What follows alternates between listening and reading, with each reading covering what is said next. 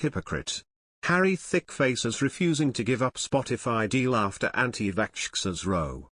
Prince Harry and Meghan Markle have an exclusive deal with Spotify, who produce podcast The Joe Rogan Experience, which includes anti-vaxxer content.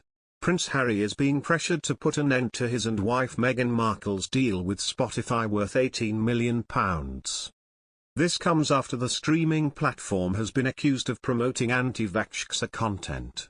Spotify is the host platform for the Joe Rogan Experience, which was the most popular podcast in 2020, and also produces Harry and Meghan's podcast Actual Audio.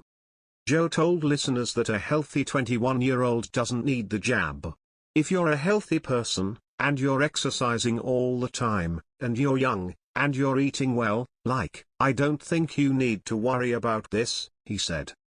Harry has previously been vocal about how COVID vaccines should be reported on in the media. He gave a passionate speech that stated the only way to overcome the disease was to break the system of misinformation, and for everyone everywhere to have the jabs. Royal biographer Angela Levin told The Sun Online that she thinks hypocrite Harry doesn't care about sharing the platform with Joe. Harry has been accusing many countries, including the United Kingdom, for not doing enough to vaccinate people around the world in poor countries. She continued, "Now here he is working and earning money from a company, who have employed someone, who is an anti-vaxxer. It doesn't make any sense, but it does conform with his regular hypocrisy."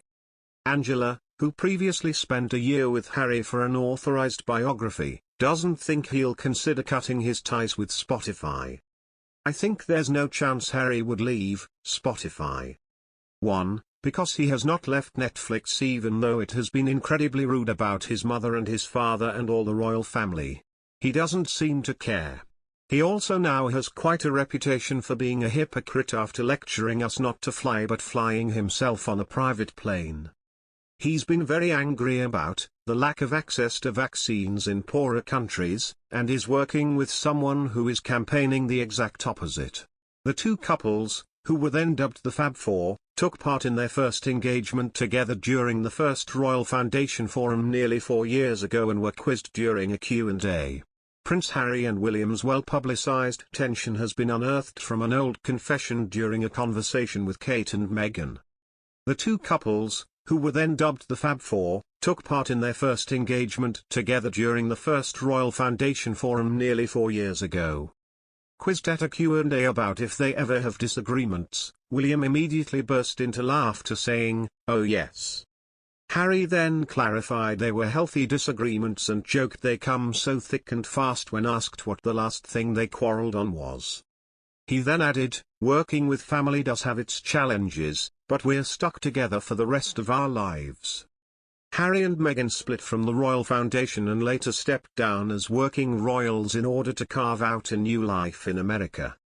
Since then, much has been made of the rift between the two brothers, with their frosty relationship reportedly sparked by William's concerns over Harry's fast-developing relationship with Meghan ahead of their royal wedding in 2018.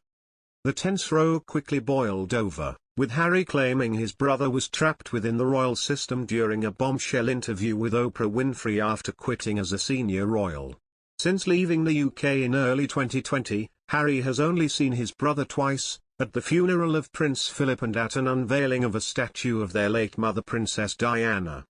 Meanwhile, yesterday Kate paid a visit to Shout, a mental health text service set up by the Royal Foundation in 2019 when the four royals were all a part of it.